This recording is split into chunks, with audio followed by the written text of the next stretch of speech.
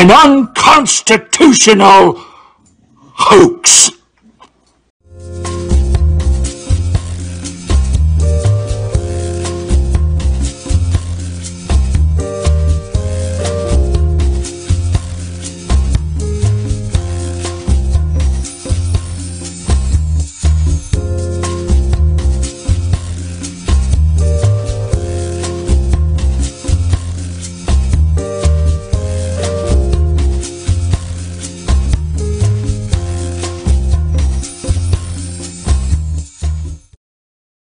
Aloha and welcome to Trust and Verify. Of course, we are always fashionably late. Boogie is too pretty to show up on time.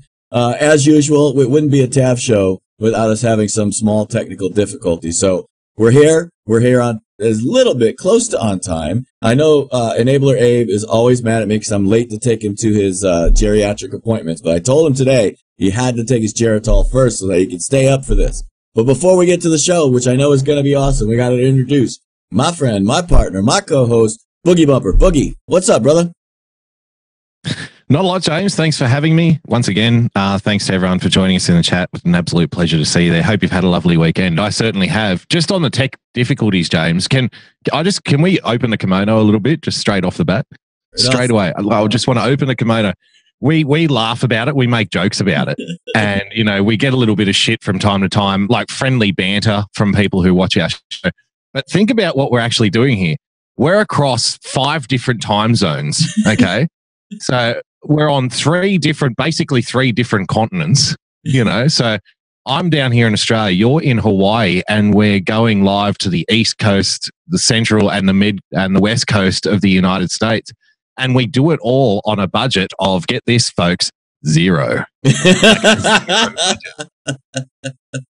A zero budget. Now, I've watched so much cable news over the years that I can recall, say, Chris Cuomo getting a satellite feed from somewhere in the same fucking city. Okay. In the same city, and people are tapping their earpiece. I can't hear anything. Have you got him? Can you? I can't. Okay, we seem to be having some technical difficulties here. It's like, you're having technical difficulties. How the hell do we pull this off every single week? But pull it off we do. And, you know, to the great displeasure of those who would prefer we didn't. So yeah, I'm going good, James. How about you? Oh, can I tell you a little personal story straight off? Oh, you know what? I need to get my buttons for Greeno's story time loaded up. But yeah, go ahead. Let's go. Story time. Personal anecdote. You know, Lady Boogie, I've explained to you before, does not care about politics. Not interested at all. Couldn't care less. Doesn't engage in any kind of political discussion whatsoever. We had to go on a big car drive the other day together for about 2.5 hours. And it just so happened to be the time we were in the car when Donald Trump came on to deliver his speech at Grand Rapids in Michigan. Oh, nice. I said, do you want to listen to a bit of Trumpy? And she rolls her, oh, God. Oh, all right, I suppose. Within 10 minutes of the speech, she's laughing, she's engaged, she's talking about, well, you know, what's the problem with having a businessman running the country? The country is basically a big fucking business. And, you know, I was explaining things like, oh, they're going after him and stuff. She was laughing like at his little Trumpisms. You know, he's like, so I got a team over there. Oh, we just lost the Boogie team. What the hell? We just lost. All right, you back? Lost your audio for a second. I can't hear you if you can hear me. See? Technical difficulties. We just got done talking about this, and suddenly I'm losing audio. Right in the good part of the story, he hits the sweet spot and he goes mute. Yeah, we can see your video, but we cannot hear your audio for some reason. Let me make sure it's not on my end. Where am I at? Test. Nope. Got nothing. Yep. Okay, can you hear me? Yeah, now? Gotcha, brother. Gotcha. Thank God. Woo. Yeah. So, you know, little Trumpisms like, you know, I've got a team over in China, and she'll just start cracking up laughing. And, you know, I made the comment, it's going to be, you know, 20 years from now. They won't say it now because there's too much people are too partisan now to allow themselves to be honest in a lot of cases. But they'll say in 20 years' time that Trump redefined political speech. He changed it completely. And, blue collar language, and even just like that one word bullshit being thrown in, this ridiculous bullshit. And she's kind of done and looked at me face. I'm like, see, how fucking good is this? He speaks not like a politician, right? Pencil neck Adam Schiff. So, it's even somebody who doesn't, it dawned on me that that's the great quality of him. Even if I've tried to explain this to Democrats, James, even if you don't like the man, you have to appreciate why people do. And that's the great quality that the guy has, is he can get people that have completely zero interest in all politics whatsoever. And instantly they're starting to talk about like different issues and how he delivers his speeches. And, what's the problem if he's a businessman? It's good. It's a good thing, stuff like that. And I just found it funny. A personal anecdote. There you go, to set you off for the week ahead. That is Have you had a similar thing lately? That is an awesome story. Oh yeah, actually with my kids, right?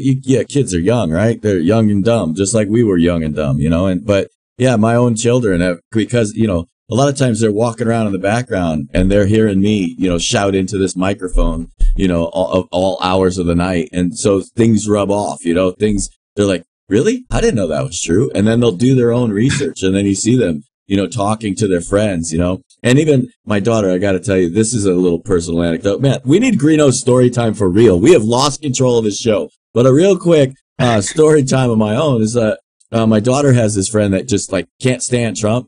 And one day I heard my daughter ask her why. And there was absolutely like dead silence. She's, it's like she didn't really have a reason why. She just doesn't like him. So, that's just some of the people that we're up against. So yeah, eventually some of them will come around. Yeah, sure.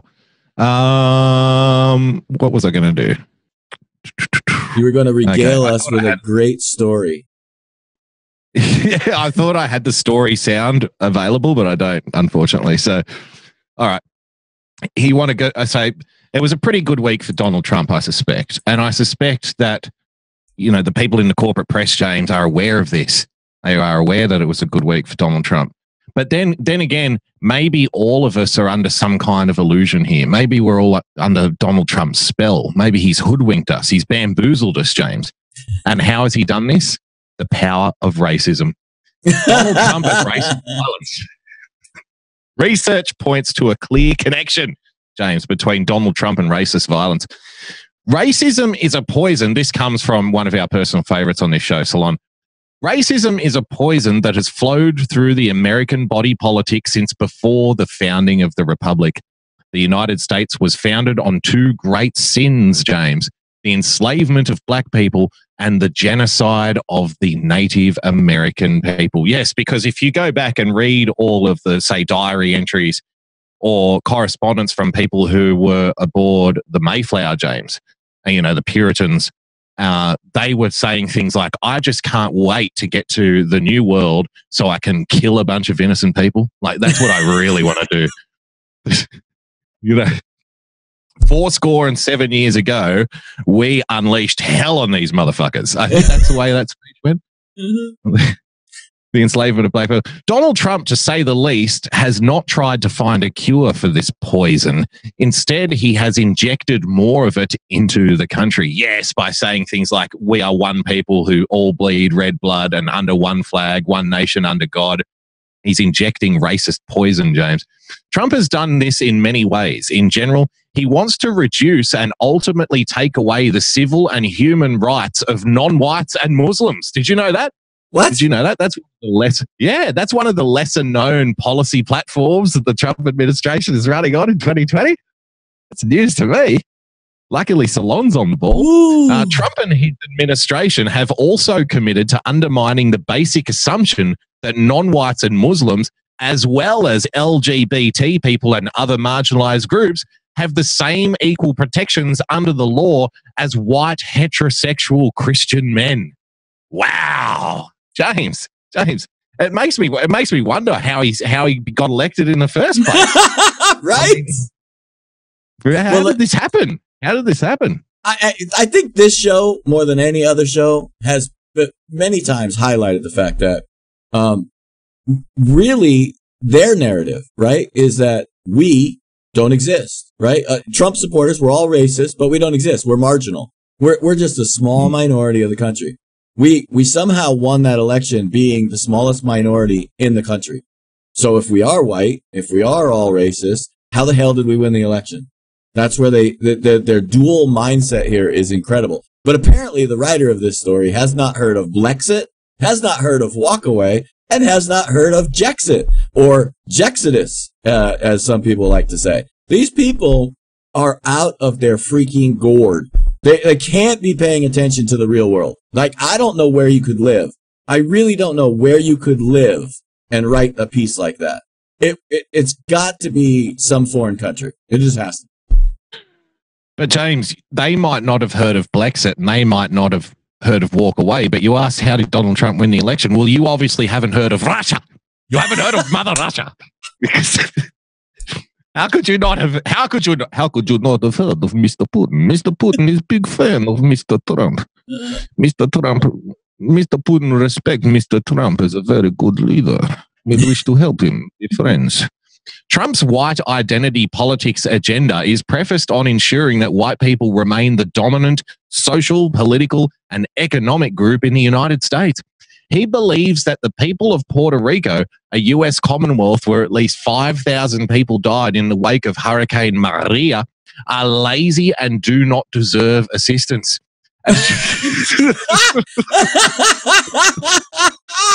Well, look. I remember that press conference. I remember that press conference. Yeah. Yeah. Donald Trump, you lazy motherfucker wannabe Mexicans. You're not getting anything off us. To be fair, though, to the author, maybe Donald Trump does think they're lazy, considering the boxes and boxes and boxes and boxes of aid and various products that just sat on the docks and nobody was prepared to deliver them. Do you remember that? Oh, yeah. So I guess we can look at it two ways. We can either say that the local mayor and the local, government was playing ducks and drakes for their own political agenda, or all of the truck drivers with starving families were just too damn fucking lazy to get the stuff to the people. I guess, I don't know. What else could it be? James, as a lazy and do not deserve assistance, as shown by Donald Trump's other behavior, his attitude is likely rooted in animus toward non-white Spanish-speaking people who are also more likely to be Democrats. Wait, is the author admitting that the Democrats want more non-white Spanish-speaking people in the country because they vote Democrat? Isn't that funny? Isn't that a funny admittance? James, the FBI, the Southern Poverty Law Center, and other organizations have documented a large increase in hate crimes and other right-wing political violence beginning with Donald Trump's campaign and through to the third year of his presidency. Can you answer this for me? Why does Barack Obama get credit for the economy roaring 3 years after he's left office, but not the rise in hate crime 3 years after he's left office? Can anybody explain that to me? How does that work? Seems like a pretty good deal. In 2018, there were at least 1,020 hate groups in the United States. This is a record number, one that has only increased during Trump's time in office. As seen as incidents across the country, these hate groups have too often unleashed lethal violence, James. There you have it.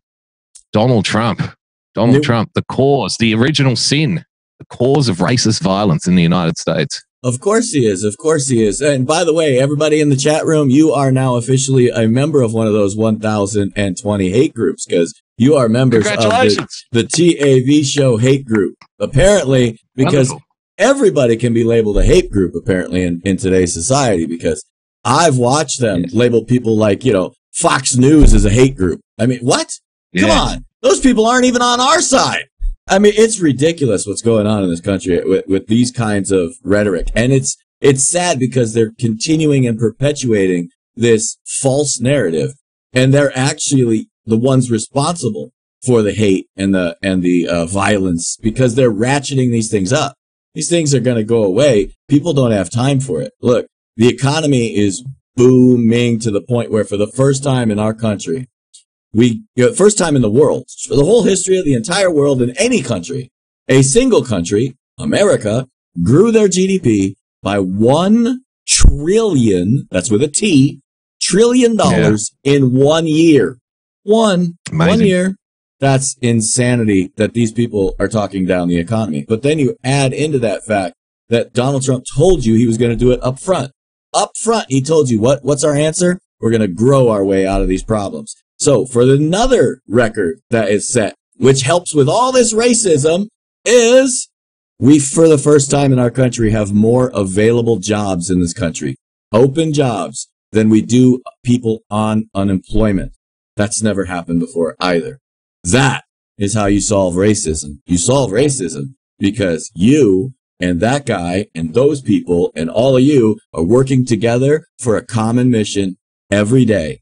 And you get to talk and you get to understand each other culturally. This is how you assimilate into the culture because you have a unified mission to accomplish. Even if that mission is stuffing boxes or picking up those boxes, whatever the case is, that unified mission makes you all the same. Every race, every color, every creed, everything about your life is pretty much the same because you're at the same socio-economic platform. And that is how you get people to assimilate. This is exactly why after the Irish emigrated to America, they stopped all immigration for a long period to allow all those different subcultures to assimilate and become Americans unified. This is the same thing we need to happen now. This is what Donald Trump is going to end up accomplishing. Yeah, I think a moratorium on mass immigration would probably be wise considering the populations of, countries in the Western world have grown by 20, 30, 40% in only a matter of, 2 or 3 decades, which would be, on record, the largest mass migration in human history of various cultures coming together and clashing. So we've got no idea how this is going to work out yet. We're kind of playing it as we go. Just on the prosperity argument, James, you'll be surprised to know that I actually have a couple of friends who are in the never Trump category. No, not you. No. Well, I also have friends who are hard-boiled communists as well. So I do try to keep my options open when it comes to discussion and discourse. But just on the GDP thing, now I've been saying for a while that Donald Trump's really only option is to try to grow out of it, but that doesn't mean it's right. Personally, I want to see savage cuts in all of the Western economies when it comes to spending and welfare and stuff like that. But you have to understand the reality that if a conservative, a fiscal conservative at least, runs on a platform of savage cuts to the economy, they're not going to get elected because there's just way too much entitlement. So, even though it might be the idealistic position, it's not the realistic position. Those two things don't join in the middle. So I've said, well, his only option is to try to grow the economy to get to such a point where people are more willing to accept cuts. And I was told this is ridiculous, this is wrong, you're a traitor to the fiscal conservative cause and whatnot. So when that story came out about the first time in human history growing the GDP by $1 trillion, I sent it to these people and I got no response. Bing, that's a win. When these people that love to argue points like that, when they don't respond, you won. They might as well have sent you a big hug and a kiss. That's right. And with the racism and stuff, it's true. If you look back through human history, and this is part of why the left has been so successful over the last 200 years, James, when countries are prosperous, when a society is prosperous and everybody's making money and everyone can see, an opportunity for economic advancement up the ladder from one social class to the next, you'll find the various frictions that exist between different groups within that society are much less pronounced. It's when economic hard times hit, when people aren't making as much money, when wages are going down, James, when economic opportunities are scarce, that's when the different groups in society are more likely to be at each other's throats. Why? Because you'll have agitators in said society saying, hey, you know why you're poor? It's all those guys' fault over there. That group of people over there, they're the ones, they're stealing from you. They're taking your money. They're getting rich while you're getting poor. And if you want a recent example of that, just look at the last 8 years of Barack Obama. That's right. But there it is. There it is. It's all white privilege. It's all their fault. But so okay, I can see you're not convinced on the racism argument for why it's actually been a bad week for Donald Trump instead of a good week. Hang on 2 seconds. Hang on 2 seconds. Hang on 2 seconds. I know you're going to kick us into a story. I can tell. We've been working together a long time. But listen, I got to clean up 2 things in the chat. Number 1, yes, we did confirm that was Joe DeGeneva in our chat on Ladies at Liberty. And number 2 is Boogie Bumper's prime minister is not wearing a hijab. Boogie Bumper's prime minister is a man. The hijab was the Kiwi over in New Zealand. I know they sound similar to us Americans, but he is not a Kiwi. He is an Aussie. Different prime ministers. Different prime minister. You're thinking about Jacinda Ardern, and people in New Zealand say their eyes like U's. That's an easy example for you. So I would say 6. They say sucks. So there's a little fun accent comedy for you. So I can tell you're not confused by the racism angle, James. But I've got article number 2 here. Piece of evidence number 2, Your Honor, into why it was actually a bad week for Donald Trump. White House in disarray. Trump's victory laps clouded by chaos. Chaos, James. Chaos. There's a little video. I haven't watched this video. Let's see what it's got to say for itself. Republican Party will soon be known as the Party of Healthcare. Watch. The Party of Healthcare. President Donald Trump has a lot of ideas about how to fix American healthcare. Premiums will be coming down. Yes, deductibles will be coming down. Universal health care. I am going to take care of everybody. I don't care if it costs me votes or not. Everybody's going to be taken care of much better than they're taken care of now. Save Medicare, Medicaid, and Social Security without cuts. Have to do it. The next major priority for me and for all of us should be to lower the cost of health care and prescription drugs. I'm just wondering when the chaos kicks in. Have you noticed any chaos yet? Maybe we'll just go to the read. For some in the White House, Sunday seemed like the first day of the rest of Donald Trump's presidency. By Friday, it was clear that while the cloud of Robert Mueller's special counsel investigation had lifted, the pervasive disarray that marked most of Trump's time in office was not going anywhere. It's like saying to the true believers, you know what it's like at this point? It's like the fucking doomsday cult people of the 70s. So, like if they say the world is going to end on Friday, then Saturday morning they're running around telling everyone, no, I'm still right. I just forgot to carry the wire. No, trust me. The world is still ending. The world is still ending. I just got a little calculation wrong. Hey, I did everything right. I showed you all of the evidence. I played this 100% completely straight. The world is still coming to an end. Please don't run away and resume your normal thinking existence.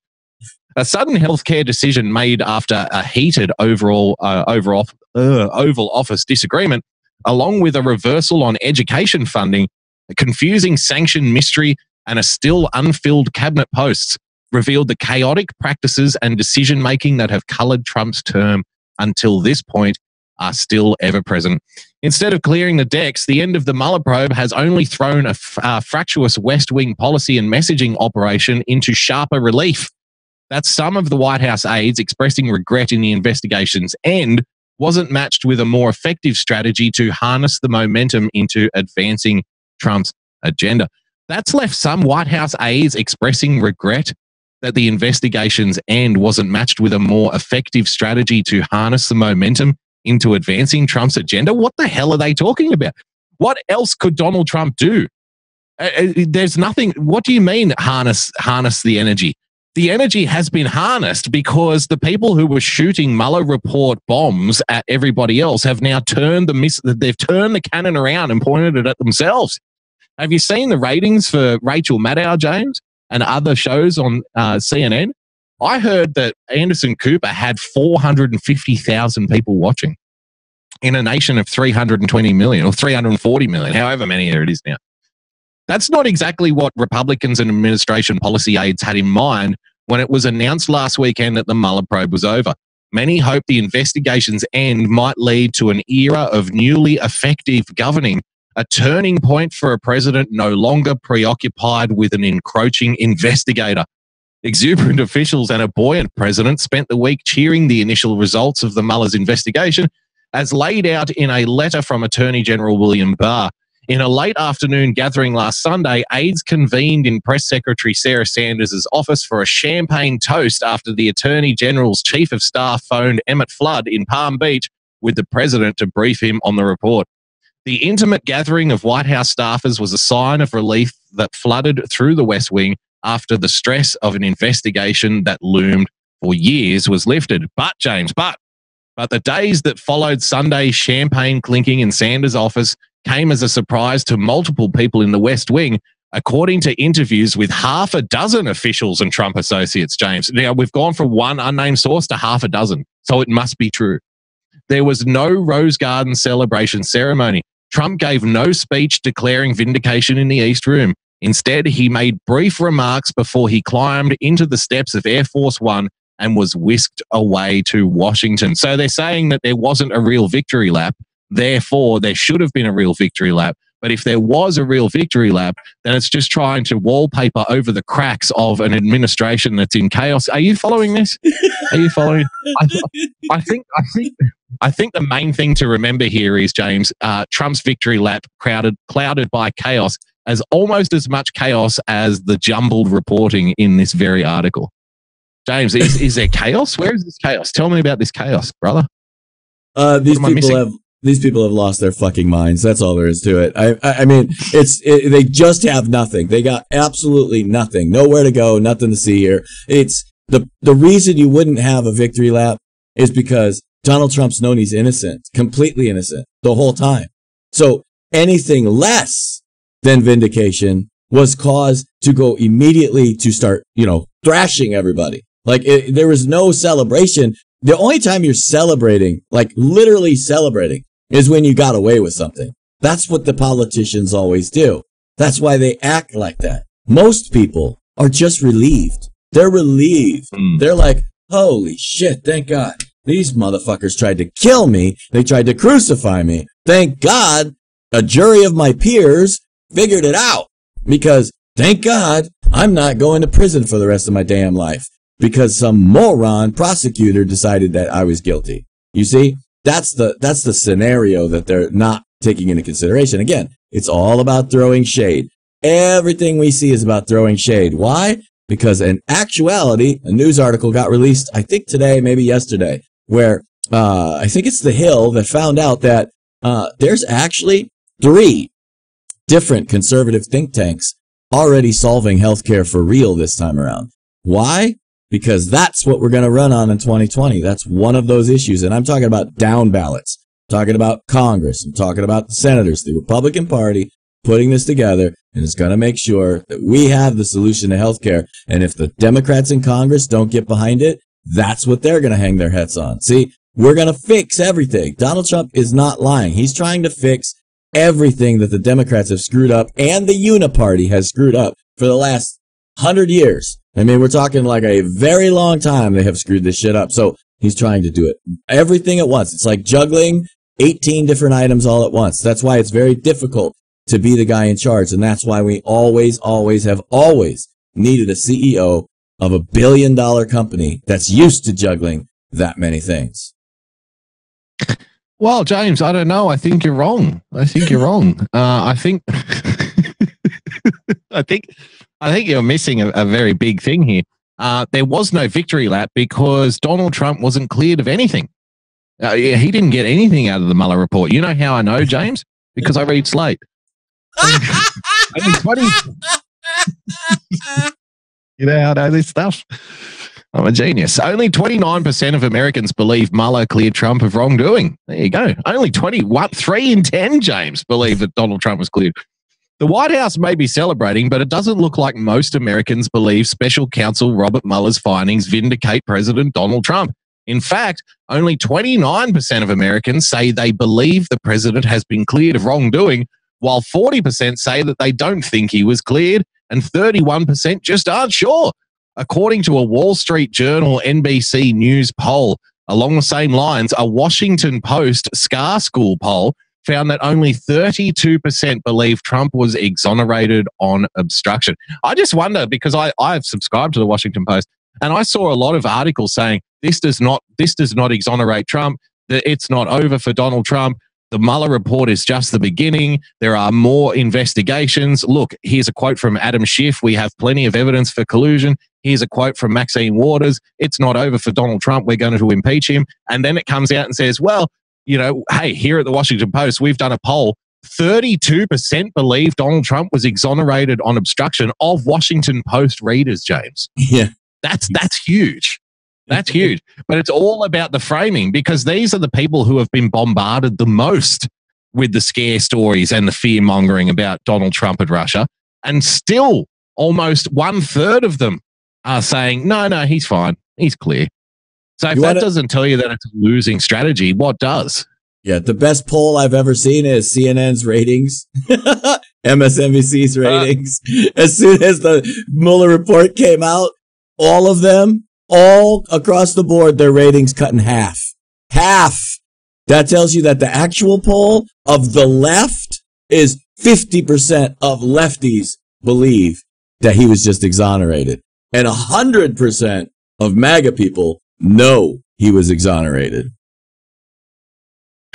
Only 39% of Americans, James, say they had heard a lot of news coverage about the end of the investigation. 39%. This is a savvy, motivated, can-do readership. Even though 78% said, so this is the thing, of Washington Post readers, only 40% of them actually knew that the investigation was over. Because how would they know? How would they know if you read the reporting? It's not, literally headlines, it's not over. It's still going. Donald Trump is still in trouble. 78% said they heard that the Mueller had submitted his final report. Quote, however substantial this event was in Washington, D.C., community, and maybe our political culture, it was not an event that captured the American public. Bravo, Slate, finally admitting what we've been telling you all along. That is, most people couldn't give a fuck about this witch hunt. Could not give a fuck. And you are burning your castles down by pretending that they do. Quote, even if they haven't heard a lot about the end of Mueller's investigation, most Americans want to hear more. A whopping 83%, James, say Mueller's report should be made public, and 57% say Attorney General William Barr has failed to release enough details about the report. How can 83% say that the report should be made public when only 40% actually know that the report has been interviewed? How does that work? So, wait, what they actually have to be saying here is 83% of the 40%. So the number is actually really small. Yeah. I don't know what this Mueller report is exactly, but I'm pretty sure it should be made fucking public, whatever it is. Whatever the hell they're talking about. Almost 80% of Republicans say they feel satisfied with the conclusions of the investigation, while 53% of Democrats, James, say they are disappointed with what the report appears to have found. See how they keep this shit for the last paragraph? Yep. And what did I just say? What did I just say? Half of the Democrats. Half.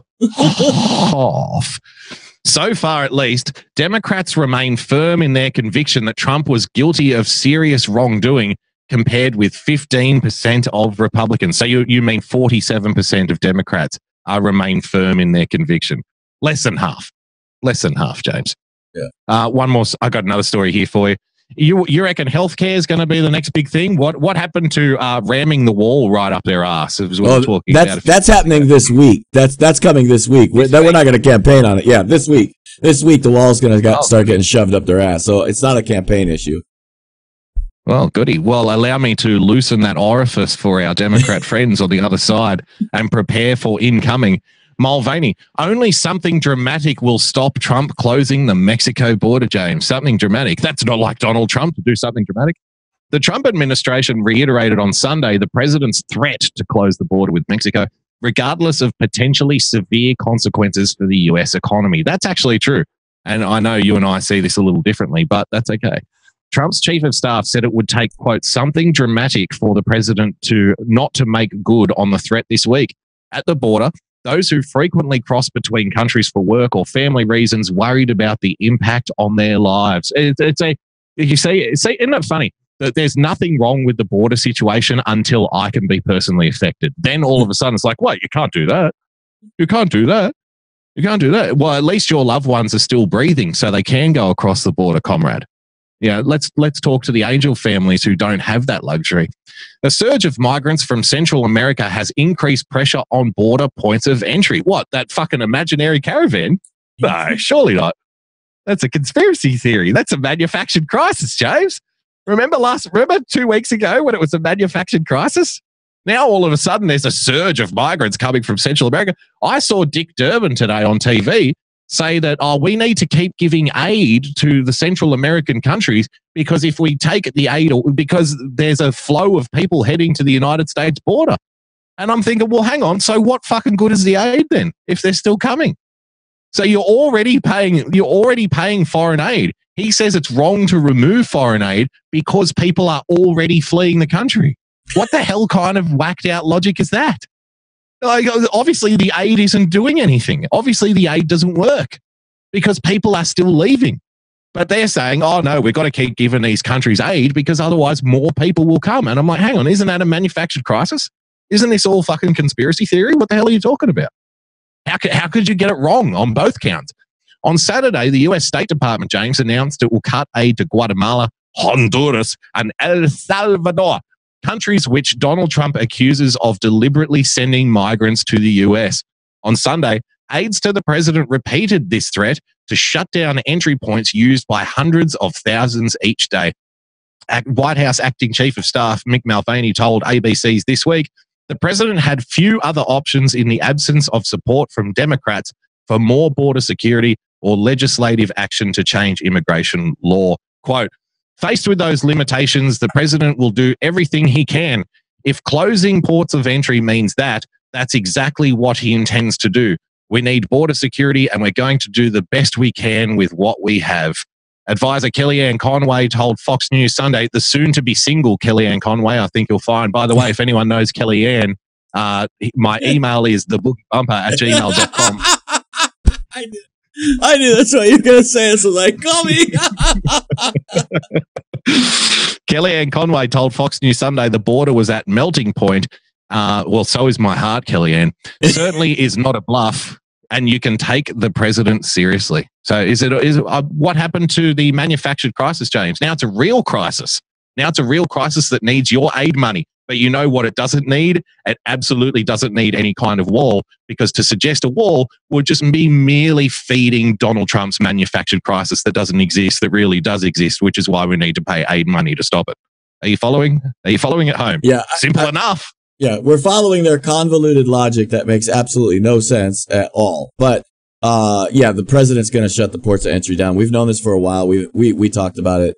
We told everybody, we prepared our audience. Our audience has known this is coming for quite a while. And what the actual plan is going to be is not only are they going to shut the ports of entry down, but then all those officers aren't going to be standing around getting paid. No, those officers are going to be going into the field to secure the border between the ports of entry. And so you're going to see a large ramp up. You got extra military down there. I think we have 7,000 troops announced already on the border. I think you're going to see another announcement of an advanced force headed there as well next week. This is going to happen this week. The president, there's very, very little chance that it will be stopped, because the only way it's going to be stopped is if Mexico seals the border for us.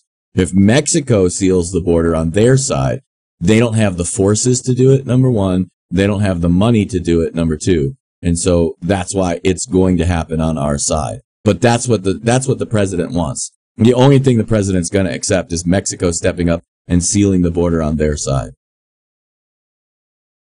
I know you speak with the guys from Border Narcotics, James, the volunteer organization that, gives a little bit of help to the underfunded border security teams down there. So have they said anything in regards to, more swelling, more caravans, more people approaching recently? Is there anything you can add to that? To the manufactured crisis? Yeah, Border Narcotics themselves has 2 agents down in southern Mexico right now. The story about the 20,000 being arranged for is actually happening. There's, there's already a caravan of 3,000 headed towards the border right now. They took off, I think he said a couple of days ago, and they got different bus rides and things like that are already headed up to the border. So they already had that first wave headed there while they're still grabbing more. So it's a kind of, what they've kind of done is create a conveyor belt system down there. And so they had 3,000 ready and staged. They got the buses taking them up. They're bringing in the next wave. They're staging them up, getting them ready. So, then the president knows all this. So, last night in our show, Ladies of Liberty, Joe DeGeneva was in our chat room, and he had commented in the chat and said, listen to Director Mike. He knows what's going on. And one of the chat messages, you can go back and look for yourself. He said, the president is going to follow Director Mike's plan. That's literally what he said in the chat. So we have firsthand knowledge of what's going to happen. So I'm just explaining to you right now, you're going to see this happen this week, most likely. Okay. Well, there you have it. From the imaginary, lying James R. from his imaginary source, from a make-believe manufactured crisis. Ladies and gentlemen, this is why you watch Trust and Verify. This is why we watch Trust and Verify, because it's all made up. It's all made up. It's all fantasy. It's all right-wing fantasy. Speaking of fantasy, James, back to sleep. The administration is handing... Dude, I gotta say, hold on. Let me interrupt you. I gotta tell you this. The chat room has said it several times tonight, and they always say it. You gotta get the praise here. Is that nobody transitions like Boogie Bumper. There is nobody that gets those freaking transitions down the way you do. Oh, mate, I operate a Segway like an overweight, mall security guard. Call me Paul Blart because I'm on the Segway. Yeah. The administration is handing its enemies tools to topple Trump the usual way. James, is this the most optimistic case of optimism you've ever seen? The days since Barr's Mueller report summary have been a gift to the Democrats. The Democrats are actually winning this battle. Yeah, well done. Nazi Pelosi and her team of crusty individuals over there on the Democrat side of the house, they're actually winning here. I don't think you realize that.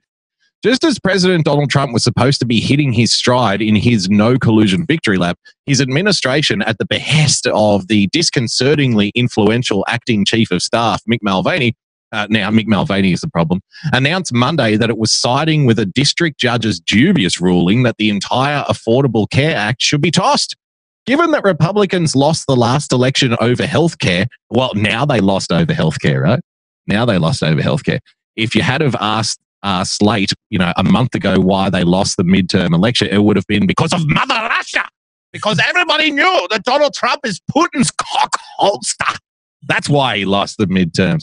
Because everybody flipped to being racist in 2016 and then flipped back to being not racist in 2018. Plus, James, is that covered under the Great Switch? Did Dinesh D'Souza talk about this? Is that covered under the Great Switch? Yeah, they're switching every couple of years now. There's it's not a monumental thing. Everybody's switching all the time. But also, James, they love women and they love diversity, which is why the Democrats won in 2018, I think you'll find. It had nothing to do with Mother Russia. It had everything to do with Mother Russia. It had nothing to do with healthcare. It had everything to do with healthcare. The move was seen further as bailing out Democrats from a bad news cycle, or, at minimum, as putting a premature end to a rare good news cycle for Trump. Robert Mueller's investigation, at least according to Attorney General William Barr's 4-page summary of the special counsel's still unreleased report, James, did not find that the Trump campaign or anyone associated with it conspired or coordinated with Russia in its efforts to influence the 2016 US presidential election. Just a little reminder, guys, only 29% of Americans, according to a Washington Post poll, believe that there was that Donald Trump was cleared of collusion. Right. Just to let you know. I've got to be honest here. The few days since the release of Barr's summary demonstrate how a Mueller report that doesn't meet the Democrats' hopes can help them. It snaps them back into the realities of how they could really take down Donald Trump. See, we thought that the Mueller report was going to be the big 1-2 knockout punch that we hoped for, but that's not to be. But the real weapon here is healthcare. This is how we're going to defeat it. This is how we're going to bring Donald Trump down, finally. the Orange Menace, Agent Orange, Captain Bone Spurs. He's going down. Democrats no longer need to complicate their strategy with the fantasy that an investigation might produce a silver bullet, James. Now it was all a fantasy all along. It was just a great big fantasy. Wow. And an obligation to consider impeachment. Instead, they can now train all of their efforts into taking Trump down the conventional way by calling out his unpopular policy preferences and defeating him in the 2020 election. Aren't you pleased to know, James, that the last 2 years we've been pushing a fantasy? It was a fantasy for the Democrats to believe that the Mueller report will take down Donald Trump. Thank you very much, Slate. What a way to admit. What a way to admit defeat.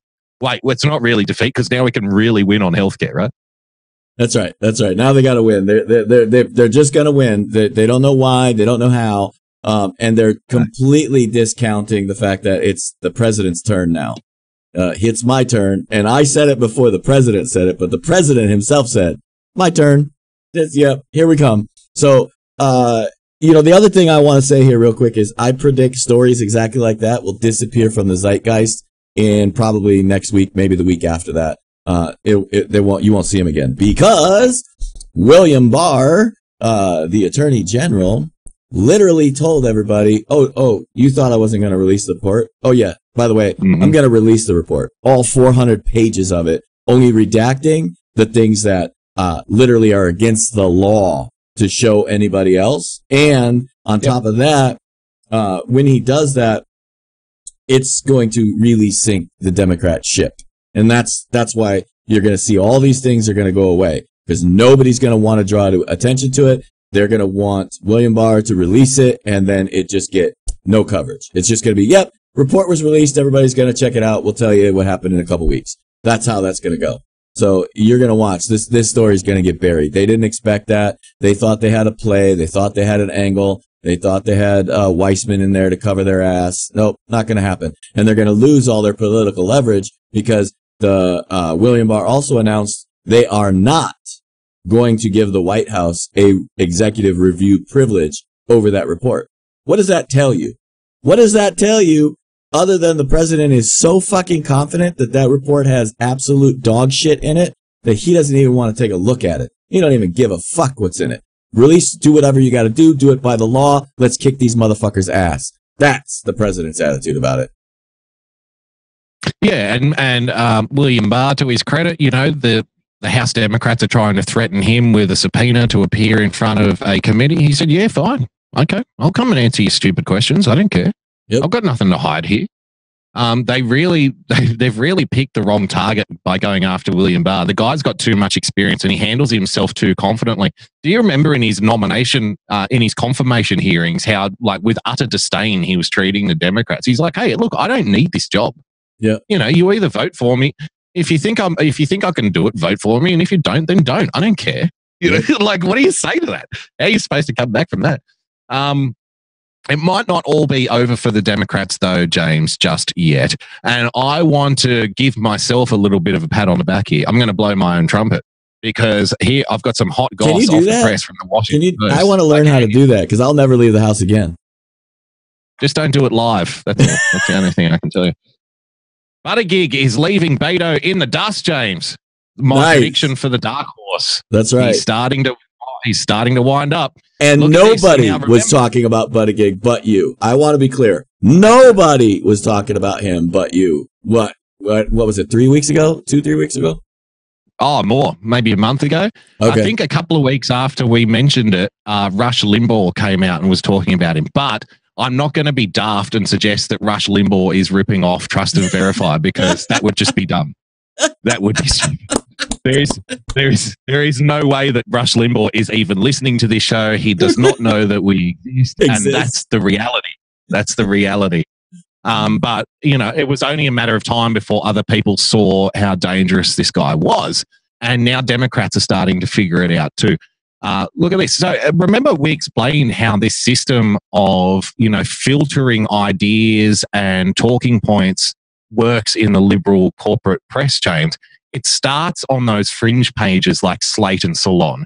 And that's where it starts its most extreme. And as it goes up the chain in terms of, closer and closer to quote unquote mainstream, it gets filtered down a little bit, watered down a little bit until it ends up in, the Washington Post or the New York Times. But it always starts in Salon and Slate. And I think the original article we read about Pete Buttigieg was from Slate. And it was like, who is this guy? He's amazing. We love him. Next thing you know, a month later, Washington Post, Buttigieg is leaving Beto in the dust. Listen to this.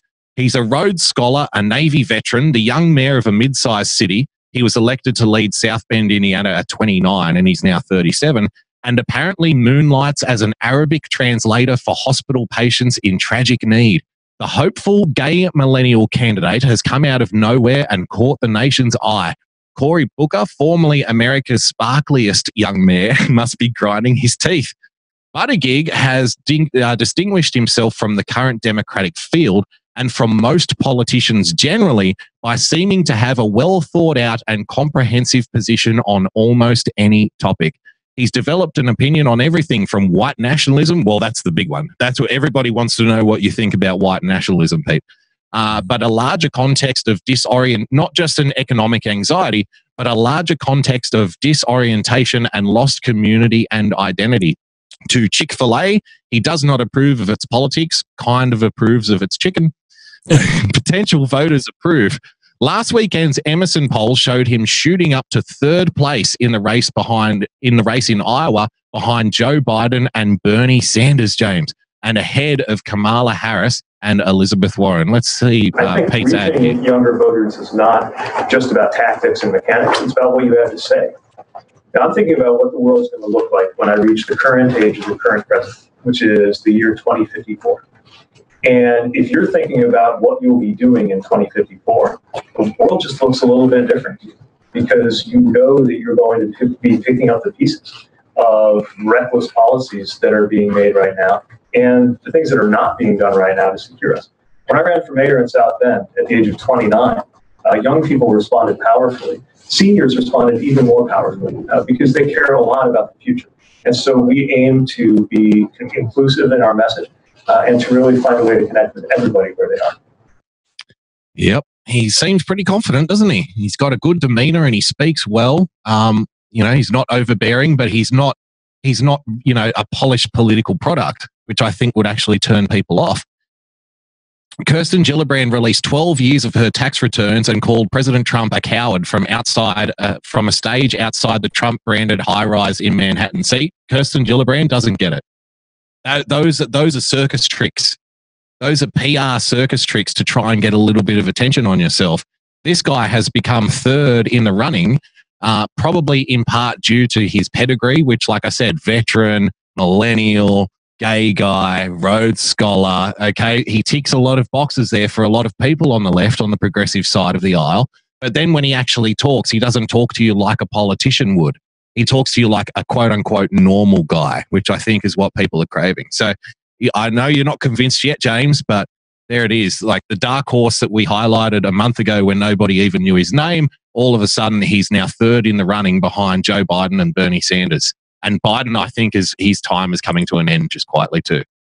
Yeah, quick cleanup from the chat here is we've got people from Indiana, believe it or not, in our chat. And they say, yeah, we in Indiana can't stand this guy. So, and we know I actually have family there.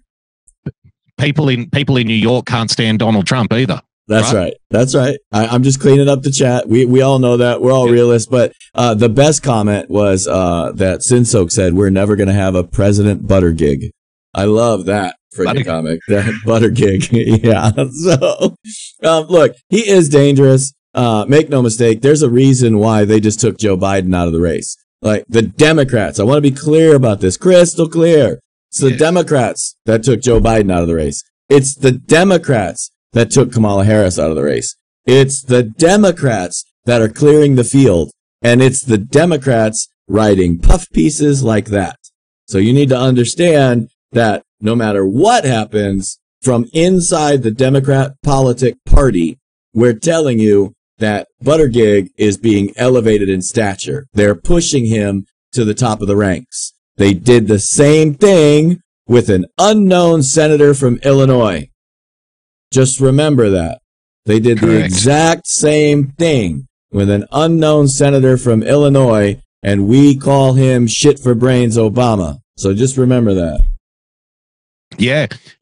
People say, well, Donald Trump was an anomaly because he didn't run on a previous political record. He didn't start that trend. Obama did.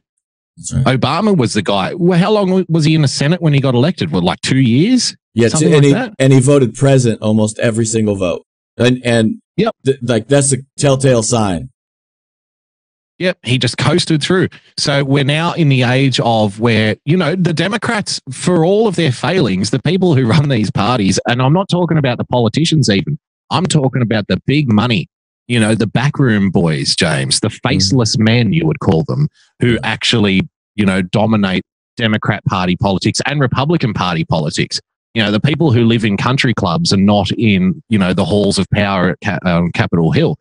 They would understand completely that we are now in an age where lifetime career politicians are less likely to be elected, as opposed to people with no record whatsoever, but they're just less popular than they used to be. The days of saying, oh, well, I've got 30 years experience on Capitol Hill and that's a good thing. It's not as good as it used to be. And so the field is now more open than it's ever been before. And how are you going to get these young voters who are disengaged excited about politics again, James? I know how. You get a 37-year-old local mayor who speaks Arabic to people in the hospital, who's a Rhodes Scholar. And by the way, for you swinging voters in purple districts, he's also a Navy veteran as well, right? He's also a veteran as well. So speaking of people running for president, James, I think it's time for the crescendo, my man. It's time for the hammering. Oh, come on. Technical difficulties. Come on now. It's coming, I promise. Well, James, many of you might have been asking before today, who the hell is Bill Weld?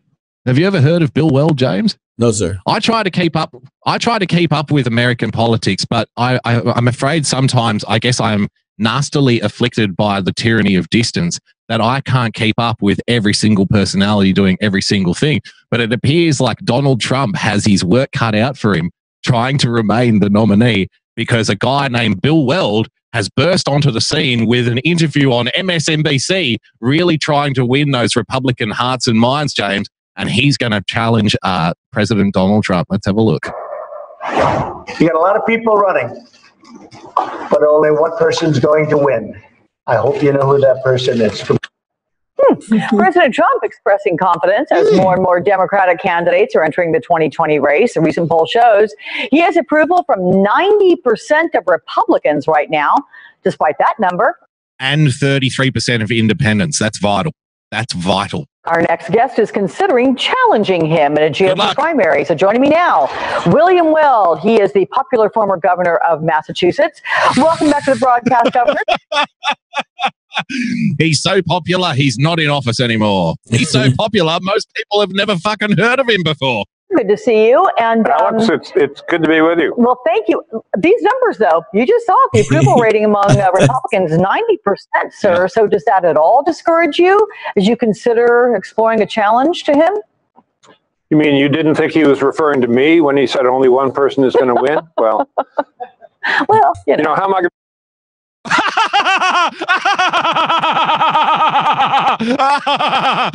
He's so funny and charming, James. That was so off the cuff. That was so off the cuff and improv. Like this guy, he's just got personality to burn, doesn't he? You Don't can like tell him he's already. You can tell he's never done a Skype interview before because he stepped right over the top of her. Do you think Donald Trump was referring to me? Well, we need to bring back the canned laughter track. That would make it all worthwhile. We'll bring back the All in the Family canned laugh track. That will definitely sell it. I'm going to do it. I'm going to start in New Hampshire. I just spent 4 days there last week, going back there today. It's the adjacent state to where I was governor for 2 terms, and I feel right at home there. I've been in and around New Hampshire my whole life. So he's going to target New Hampshire. I like this strategy already, James, of toppling the 90% approval guy in the rest of the fucking country. That's a very important primary, the first in the nation. Yeah. And the Trump campaign tried to shut it down this year and have no primary. That did not go over well in New Hampshire. They're well aware that part of their stock as a state how did the Republican Party try to do that? Primary. So that'd be. I don't know. He didn't say. He doesn't qualify. James, this is MSNBC. We don't need to qualify our statements about the president here on MSNBC. What are you, nuts? We haven't got. We need the nitty gritty details, James, and the comedy. Don't forget about the comedy. The comedy is all important. That'd be topic A for me, and then the rest of New England. But polls also show that 45% of Republicans are open to a primary, including in New Hampshire. Really? So that'll be where I'll go. So 90% of Republicans approve of Donald Trump and want him to stay, but 45% of the 100% are also want Donald Trump to be challenged. Okay. Okay. Sounds like we're doing slate maths here, doesn't it? 29%. It's a 29% rearing their head again. Hunting. 20 states permit crossover voting where independents can take a Republican ballot. Yep. That independents favored me 6-1 when I was running for governor, not so far away from New Hampshire. Yes. So in Massachusetts, Bill, my dear boy, for independents governor. favored me 1. Yeah, for governor in Massachusetts, the same state where Chief Warren, looks over the prairie of the Warren tribe, James. If I remember right, and I could be wrong, that's the same state that Mitt Romney used to be in. So, yeah. We're pretty familiar with how fucked up that state is. Campaign. You have said, sir, that you would set an April deadline as to making your decision. It's April 1st tomorrow. Granted, you've got... What? Is this April Fool's? Is this an April Fool's joke? So what? He hasn't even decided he's going to yet. What the fuck are we watching this interview for then? I didn't watch this far into the clip. This is all pointless now. This is all pointless. Dude, this is not. This is full on comedy. That MSNBC is so fucking desperate to move the narrative from the Mueller report that they're bringing on guys that aren't even running to talk about maybe running, what they would do if they chose to run from the state of New Hampshire. I was wrong about the canned laughter. This guy is legitimately fucking hilarious. Another 30 days or so, but is that still the case? Oh, yeah, no, the April deadline for announcing is firm. Yeah. Okay. I can't wait to get on with this. I do feel a responsibility to stand up to the president, if you will. I think it's a situation of the emperor's no clothes, and his divisiveness, pettiness, vindictiveness, they're really beyond the pale, and someone's just got to say enough. And someone has to say something negative about the president, because nobody else is, James. Nobody else is saying it. I've never heard anything bad about him. Never. Nope, you're right. Dead on the money. What we desperately need right now in the corporate press is somebody to come out and say the president's doing a terrible job. That's what we need. That's what we haven't had enough of. Can we get this guy on Rachel Maddow's stat? She needs the ratings, James. Think of Anderson Cooper. Get this guy on Anderson Cooper tonight. Anderson Cooper, you need to tell the truth. Somebody needs to say something bad about the president or we're all going to die. Come on. Because of the president's way of doing things and sloganeering and all politics all the time, there's a lot of work that's not getting done in Washington, like all the jobs that we're going to lose to artificial intelligence and robotics and drones. And the president isn't doing enough to protect the jobs that the president has won after everybody said those jobs aren't coming back. Just think about how mad this is. So 2 years ago, the president says, we're going to lower unemployment. We're going to bring jobs back to the country. All of them, guys like this guy, Mr. Canned Laughter, Bill Weld, would have been saying, there's no way. That's not going to happen. Remember the magic wand, James? Yep. How are you going to bring those jobs back? You can't bring those jobs back. Those jobs ain't got a magic wand. They can't get those jobs back. You ain't got no magic wand, motherfucker. So the jobs were not coming back. Now the jobs are back. There's a new problem. President Donald Trump isn't doing enough to protect the jobs that we said couldn't come back from AI, from automation. I wish 10, 20 years from now. This right here is the part where you cut in, where we just got done talking about the fact that there are now more open jobs opening than there are people unemployed. So I don't know how you could do more to protect the open jobs that nobody wants. That doesn't make any sense. You can always do more, James. You can autonomous self-driving vehicles. We got to plan for the future there and make sure those people that lose those jobs have the skill sets to get to Oh, wait, that's how you run. That is an excellent platform. An excellent platform to run for president. Prepare to lose your job. No, James. He's the learn to code president. Yes. Everybody, learn to code. Learn to code. Learn to code. Learn to code. I like this guy. That will come along. But no one's worrying about that because they're too busy pointing fingers at each other, as usual in Washington. Governor, sounds to me like you're making an announcement right there. I mean, the passion with which you're talking about this, the conviction, you say it needs to be done. Look at the passion, James. Look at the passion on this guy's face. Can you tell the fucking passion? See, like, even little things. See how he's wearing the red and blue tie? Have you noticed that? Yeah. Red and blue tie, right? The English schoolboy tie. Yeah, but that's how they represent states or districts when they're purple. Is that red and blue diagonal line thing, right? Gotcha. So even little things like that, even little tiny things like that, somebody's onto it. But don't forget, in 12 years' time, James, whoever chooses a robot's going to be choosing his tie for him. It won't be a human being. So whoever's working in wardrobe at MSNBC, learn to fucking code, because Donald Trump isn't taking care of your future job either. And are you the man to do it? I do think I could start Monday in the Oval Office, put it that way. Oh, my God.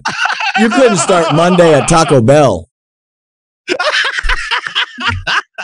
Fucking hell. I could start Monday in the Oval Office. You got to win the election first, champ.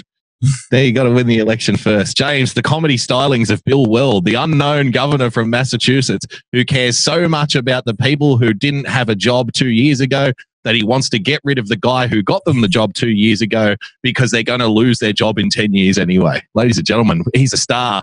He's an absolute superstar. Bill Weld, look out, Donald Trump, because this guy's on your six. That's your hammering.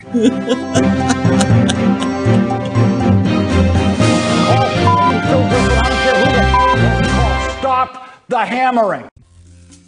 Folks, that's all the time we got for you today. That was fucking hilarious. I hope you had as good a time as we did. For Boogie Bumper and myself, we will see you next week. Don't forget, every Monday through Thursday, sometime ever, I don't know when he's coming on, you got the Daily Boogie. Make sure you're following him at Boogie Bumper. You got me at Real Person PLTCS. You can find us both at TAV Show, and you can find all of our prior episodes on TAVshow.com. Aloha.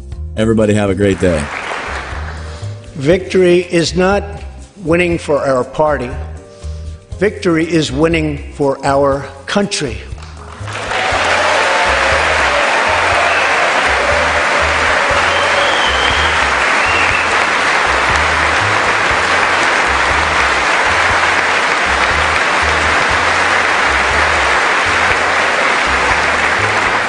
This year, America will recognize two important anniversaries that show us the majesty of America's mission and the power of American pride.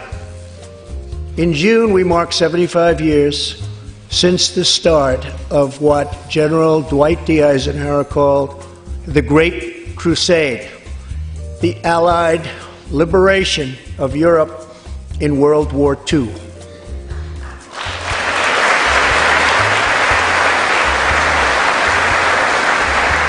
On D-Day, June 6, 1944, 15,000 young American men jumped from the sky and 60,000 more stormed in from the sea to save our civilization from tyranny. Here with us tonight are three of those incredible heroes. Private First Class Joseph Riley, Staff Sergeant Irving Locker, and Sergeant Herman Zaitchek.